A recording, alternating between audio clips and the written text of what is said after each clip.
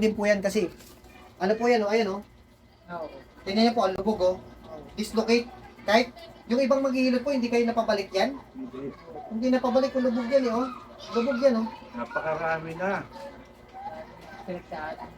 lubog baga dislocate po yan pakita natin yung kabila. Iyaano ko po yan, papapitikin ko ng pabalik yan, ayan dislocate yan yan, lubog yan, na-dislocate yan, napunitan na kayo ng litid.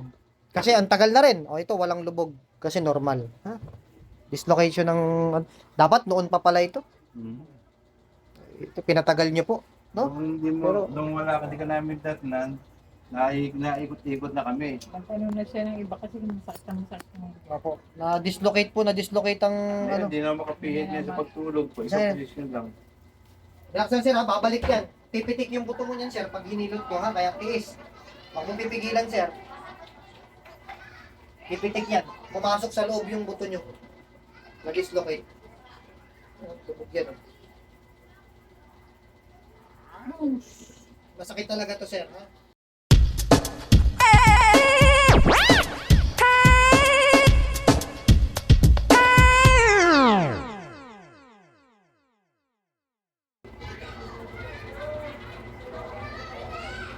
yun. Narinig nyo, pumitik, sir. Narinig mo, pumitik. Ayan na. Okay na, nay. Pumitik. Balik na. Wala na, hindi na lubog. Wala na, hindi na lubog. Pero, ihilutin ko pa yan kasi napunit po yung, wala na. Pumasok sa loob yung buto nyo. Ito mo, wala na yung, nawala na yung lubog. So, titingnan natin, ha. Wala na yung lubog. Na-dislocate na Kaya hindi ka na pwede magbuhat. Na-dislocate, pumasok sa loob yung buto mo, sir. Wala na lubog, pero hihilutin ko yan, sir, kasi napunitan ka ng litid. Bawal ka na magbuhat ng mabigat, sir, ha? Okay? Pero kaya hihilutin para tubuan ng laman. Para hindi ka na rin basta-basta agad-agad basta-basta na didislocate. Kasi pag punit na yan, mas madali na siyang pumasok yung ano.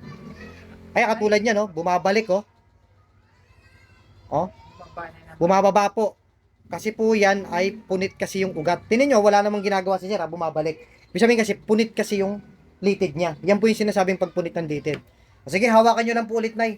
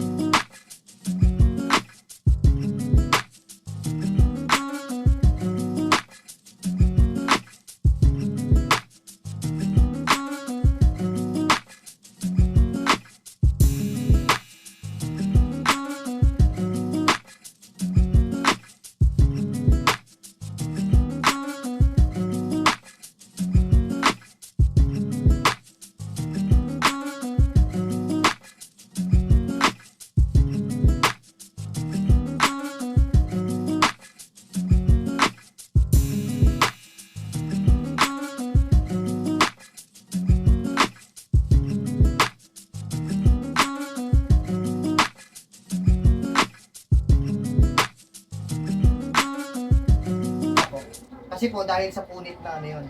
Pero kanina lumagatok. Kung hindi nahilot yan, diretso semento, diretso ganto, ay hindi rin po gagaling yan.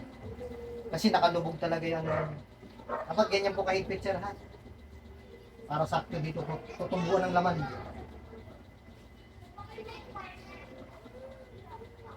Nahilot yan, tutumbuan ng laman. Pag nakalalay, bumababa yan. Opo. Dapat talaga. Angat nyo muna sir. Para maangat nyo. Yan.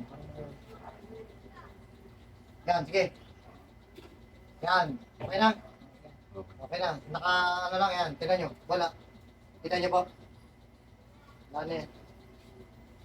Para hindi siya lumalagay. Ganyan dapat mahigpit talaga yan sir. Ganyan lang. Hindi mo pwedeng anuhin yun. Yan na lang muna ano yung namin. Pag-ibig ng pagbalit sa kontra. Opo, kayo po. Nasa sa inyo po yan. Pag ano na lang. Sige po. Basta ito dapat. Tapos tagyan nyo ito ng ano ha. Lagyan niyo po ito ng, alam niyo po yun? Oo. Kandila. Iinitin niyo ng gusto. Di ba parang maluluto siya? Yung ibabaw po yung natatapat sa araw, yung pinakaharap ng, lagay niyo po yan dyan. Ha? Dito, lahat. Dito, lahat. May lunch yun.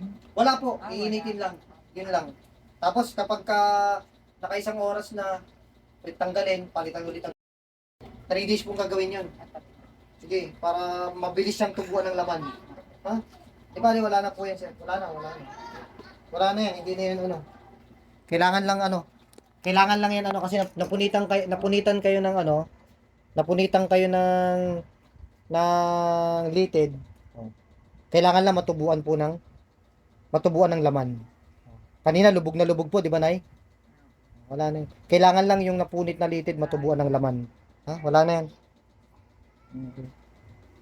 Kailangan talaga ano siya. Ayan, katulad nito, wala. Simentuhan. Normal. Kailangan, hanggat maaari, kung bakit ko po sinasabing para pasimentuhan po siya, para mas mabilis. At saka, bukod sa mas mabilis, para kahit natutulog po siya, hindi niya magagalaw. Kasi pag nagagalaw niya po yan, mapupunit lang na mapupunit yung tumutubong laman po yan. Kailangan nakasimento. Pagka mas maganda kasi nakasemento talaga na eh. Pag sinemento kasi yan, hindi niya talaga magagalaw. Pagka nag-ano kami doon, semento lang pwede. Opo, pasimentuhan niyo. Ha? Para ano? Pero dahil dito yan sa balikat, kung sasabihin din ng doktor na ay hindi mo naman kailangan sementuhan kasi dito naman ang problem mo. Sundin niyo na lang po 'yon. Kung ano po yung mas best advice nila. Pero para sa akin kasi mas maganda masimentuhan para matigas. Kasi pag nagagalaw niya kasi dito ang problem. Pag nagagalaw niya kasi yung siko tsaka ano niya, di pipitik pa rin dito. Oh, pipitik. Kaya mas maganda maano yan. Di ba, tutubuan ng laman yan, sir. Huwag kayong mag-alala. Kailangan makasemento talaga kasi para pag kanyari pag na-straight niya kasi yung kamay niya, magagalaw na naman. Imbis na yung tumutubong laman, kumakapit na ng gusto, mapupunit na naman mapupunit. Ha? Ganun lang po. Maganda.